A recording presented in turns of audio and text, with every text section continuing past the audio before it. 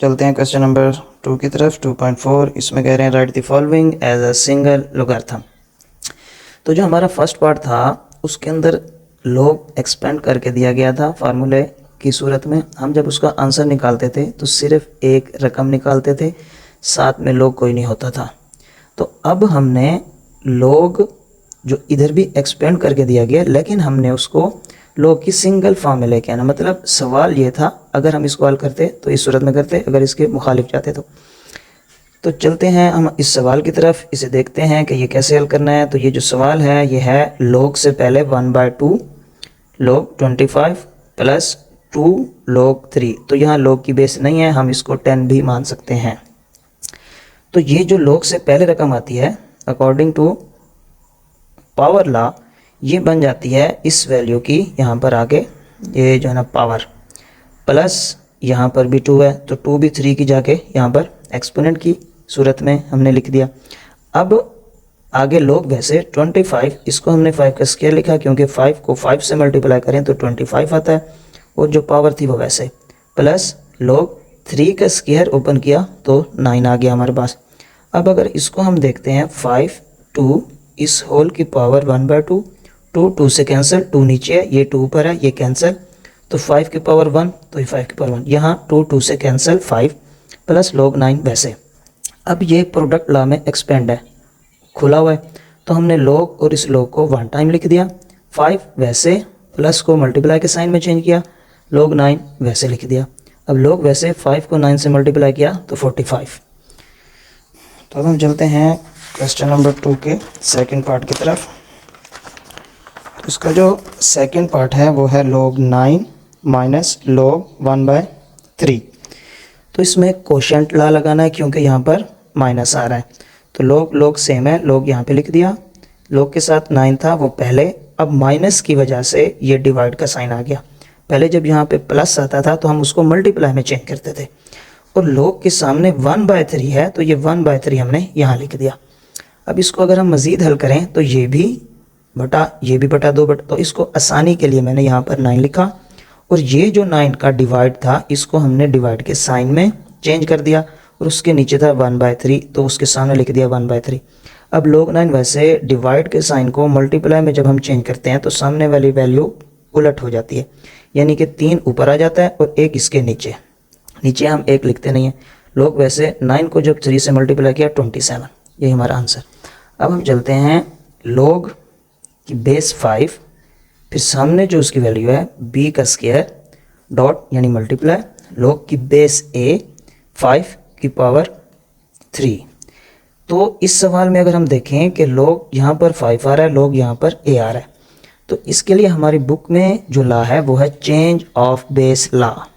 इसमें क्या होता है कि log bx, अब log के सामने जो वैल्यू आ रही होती है बिल्कुल सामने, यानी कि log x, b को अगर हम यहाँ पर अभी इग्नोर भी कर दें तो ये देखें log x, तो ये सामने आ जाता है log x बटा के ऊपर, और जो log की बेस होती है, जो log की बेस होती है ये b, वो बटा में log के सामने आ जाती है। जैसे x सामने आया वैसे ये log b सामने आ जाता है। a से मुराद यहाँ पर कुछ भी वैल्यू इसकी हो सकती है। हमने ये देखना है कि log बेस और सामने जो वैल्यू है, तो जिस सामने वाली वैल्यू को बटा के ऊपर लिखना है log x की सूरत में, और जो उस log की बेस है उसको बटा के नीचे log के बिल्कुल सामने लिखना है, बिल्कुल सामने। तो इस सवाल में हम यही करेंगे कि log के सामने b का स्क्वायर है, तो हमने पहले log b का स्क्वायर लिख दिया, और जो इसके साथ log की बेस 5 है वो हमने log बेस 5 यहाँ सामने लिख दिया। जो बेस थी अब वो सामने आ गई वैल्यू, यहाँ बेस थी, यहाँ बिल्कुल सामने b की तरह, जैसे b बिल्कुल सामने है ऐसे ही 5 सामने, बेस ख़त्म हो गई। और इधर भी ऐसे करेंगे, log के बिल्कुल सामने 5 का क्यूब है, यहाँ हमने log बिल्कुल सामने 5 का क्यूब, और जो बेस थी log की a, अब वो log के बिल्कुल सामने वैल्यू बन गई, बेस ख़त्म हो गई। अब यहाँ पर हम ये जो पावर लॉ है वो लगाएंगे, 2 पहले लिख देंगे और log b वैसे, नीचे log 5 वैसे, मल्टीप्लाई ये 3 पहले आ गया, log 5 वैसे, और नीचे log a भी वैसे। अब ये log 5 से कैंसिल कर देंगे, और ये 2 3 6 log b वैसे।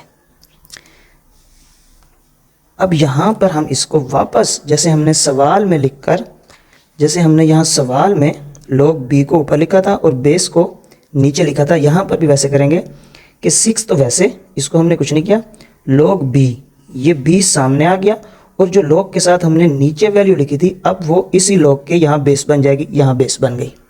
जैसे हमने सवाल को ओपन किया था, अब हम लास्ट में जाके इसको क्लोज कर रहे हैं, इस चेंज ऑफ बेस लॉ को वापस सवाल की सूरत में लिख रहे हैं। जो सामने वैल्यू थी log b की वो यहाँ सामने आ गई और जो बटा में हमने बेस यहाँ पे log के 5 बेस को यहाँ सामने लिखा था, तो यहाँ जो सामने लिखा है वो वापस log की बेस बन गई। यही हमारा आंसर है। अब हम चलते हैं क्वेश्चन नंबर 4 की तरफ, पार्ट 4 की तरफ। यह है 2 log to the base 3x plus log to the base 3y। यहाँ पर बेसिस सेम है log की, तो हमने log 3 लिखा, ये 2 था, 2 को हमने x की पावर बना दिया, यानी कि जो पावर लॉ का इस्तेमाल था वो हमने वापस x की पावर में लिख दिया, प्लस ये वैसे log 3y वैसे। अब यहाँ पर भी log 3, यहाँ पर भी log 3 और इनके दरमियान में प्लस आ रहा है, तो log 3 को एक बार लिखा, x का स्क्वायर वैसे, प्लस को मल्टीप्लाई में चेंज किया, प्रोडक्ट लॉ लग रहा है, और ये y वैसे, ये प्लस को मल्टीप्लाई में चेंज किया। अब x स्क्वायर को जब हम y से मल्टीप्लाई करेंगे तो ये वैसे x स्क्वायर y आ जाएगा, क्योंकि वेरिएबल इनके टेबल नहीं होते, तो ये वैसे आ गया। अब पार्ट नंबर 5 देखते हैं।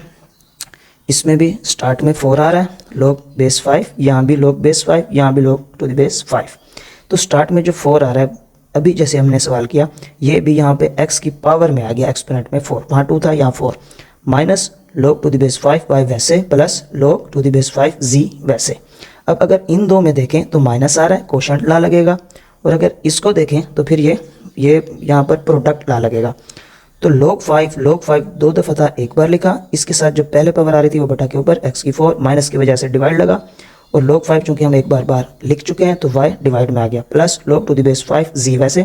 अब अगर हम इन दो वैल्यूज़ में देखें तो यहाँ पर प्लस आ रहा है, तो इधर भी log 5, इधर भी log 5 को एक बार लिख दिया, x की 4 बाय y वैसे, इस प्लस को हमने मल्टीप्लाई में चेंज कर दिया, z वैसे लिख दिया। अब हम x की 4 को जब z से मल्टीप्लाई करेंगे वैसे, इसके नीचे 1 है, y 1 ज़र 1, यही हमारा आंसर।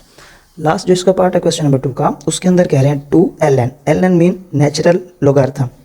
नेचुरल लोगार्थम में ln लिखा जाता है और इसकी बेस e होती है, और जो हम कॉमन लोगार्थम होता है अभी तक हम सवाल कर रहे थे उसकी बेस ये होती है 10, अगर कुछ ना हो तो इसकी ये होती है। खैर, अब हम चलते हैं अपने सवाल की तरफ। तो यहाँ पर 2 जो फर्स्ट में आ रहा है, इस a की पावर बन गई 2, प्लस ln से पहले 3 है और साथ b है, 3 इसकी पावर बन गई b की, माइनस पहले 4 है फिर ln c, तो 4 इस c की एक्सपोनेंट की सूरत में आ गया।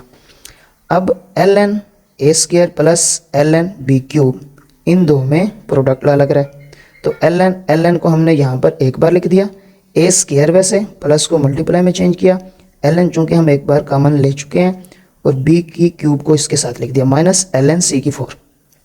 अब ये सारी वैल्यू अगर हम देखते हैं, ये एक है, माइनस ये सारी वैल्यू अगर हम देखते हैं ये दूसरी है, तो हमने ln एक बार लिख दिया, a का स्क्वायर मल्टीप्लाई b क्यूब, ये वैसे लिख दिया, इस माइनस को हमने डिवाइड में चेंज कर दिया कोशेंट लॉ के मुताबिक, और ये c की 4 बटा में आ गया। यही हमारा आंसर है।